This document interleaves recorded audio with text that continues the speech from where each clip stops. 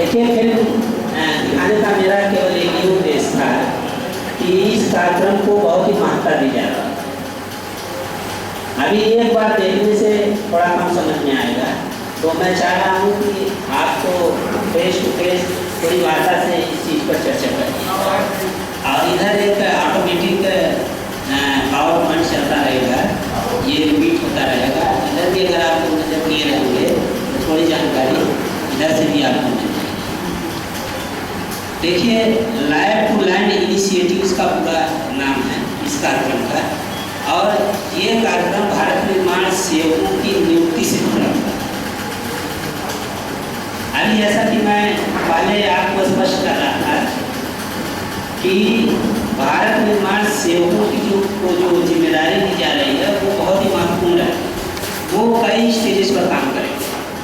उनका पहला सोपान जो होगा, पहले उनकी नियुक्ति होगी, फिर उनको 3 दिन का एक बृहद प्रशिक्षण कार्यक्रम दिया जाएगा जिला ग्राम विकास संस्थान के माध्यम से। यहीं पर आप लोगों ने देखा होगा, एक संस्थान है ग्राम विकास मंत्रालय के अंतर्गत आता है, उत्तर प्रदेश सरकार के।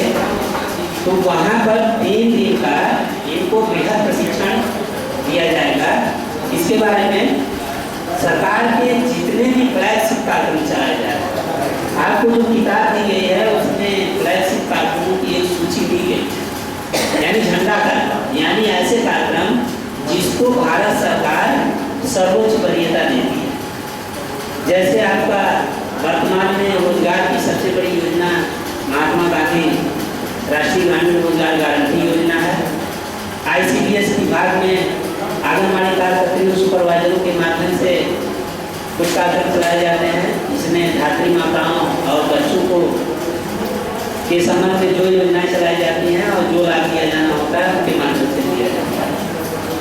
भारत सरकार का एक बहुत ही महत्वपूर्ण कार्यक्रम सर्व शिक्षा अभियान, और ये इतना महत्वपूर्ण है और इस पर कम से कम ध्यान जा रहा है। इसमें हमारे भारत निर्माण सेवक जो हैं अपनी भूमिका बहुत अच्छी तरह से निभा सकते हैं। आप कहेंगे कैसे? प्राइमरी स्कूल में अध्यापकों की नियुक्ति हुई है और उनको अच्छा खासा वेतन प्राप्त भी होता है, लेकिन स्कूल में पहुंचने वाले अध्यापकों की संख्या जो समय से पहुंचते हैं वो केवल 10%, और जितने पहुंचते हैं उसमें पढ़ाने वाले अध्यापकों की संख्या केवल 10%, 10 के 10%। अब ये सोचिए, अगर एक स्कूल में 3 अध्यापक, 4 अध्यापक, 5 अध्यापक हों तो एक महीने में 1 से 1.5 लाख रुपये भारत सरकार तनख्वाह देती है। और जो बच्चे पढ़ने जाते हैं, अगर आप कक्षा 5 के बच्चों से पूछें तो उनको पैसा भी नहीं होता है। तो इसमें उनको कपड़ा दिया जाता है, भोजन दिया जाता है, किताब दिया जाता है, टीचर पढ़ाने के लिए दिया जाता है। इतनी ढेर सारी व्यवस्था केंद्र सरकार प्रदेश सरकार करती है, बावजूद इसके प्राइमरी स्कूल का ग्राफ बहुत ही नीचे है। तो इसके लिए कौन जिम्मेदार है? वो लोग तो खुद अपने स्तर पर जिम्मेदार है ही हैं, लेकिन अगर वास्तव में देखा जाए तो हमारे जो जनप्रतिनिधि हैं वो भी इसमें कम रुचि लेते हैं। वो कभी ये देखने नहीं जाते हैं कि उनके ग्राम पंचायत के स्कूल में कौन टीचर समय से आ रहा है और कौन टीचर नहीं। क्या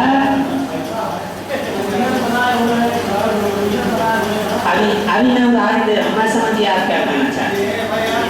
कुछ नहीं कर सकते, मैं बता रहा हूँ आपको, सुन लीजिए, मेरी बात सुन लीजिए, उसके बाद फिर आप कहिएगा।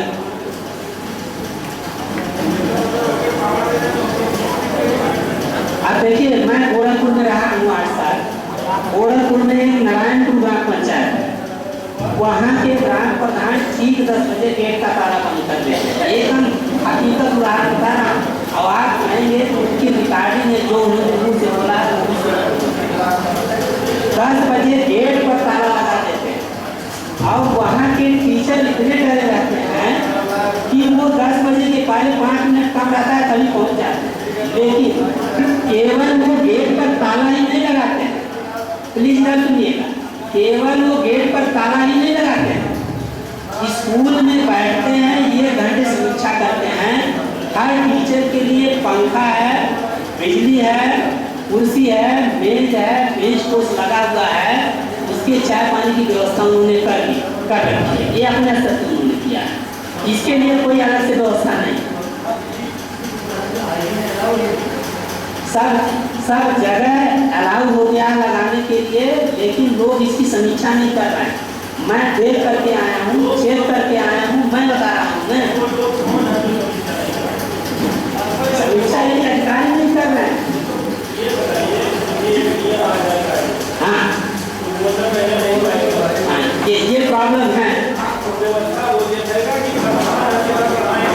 नहीं पढ़ाएंगे नहीं, हर जगह डीएम नहीं व्यवस्था देखेगा, अपने अपने स्तर की व्यवस्था सबको देखनी है। हमें हमारा दायित्व प्रशिक्षण देना है तो हमें प्रशिक्षण देना है।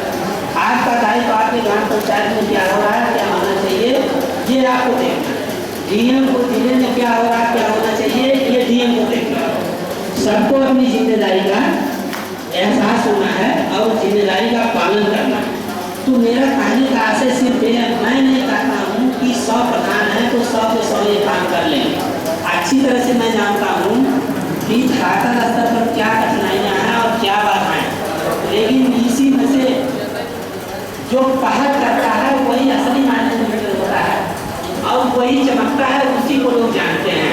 एक उदाहरण मैं देना चाहूँगा, हिवरे बाजार का, वहाँ ग्राम पंचायत है हिवरे बाजार, नाम है हिवरे बाजार ग्राम पंचायत, और वहाँ के पटेल जी प्रधान हैं।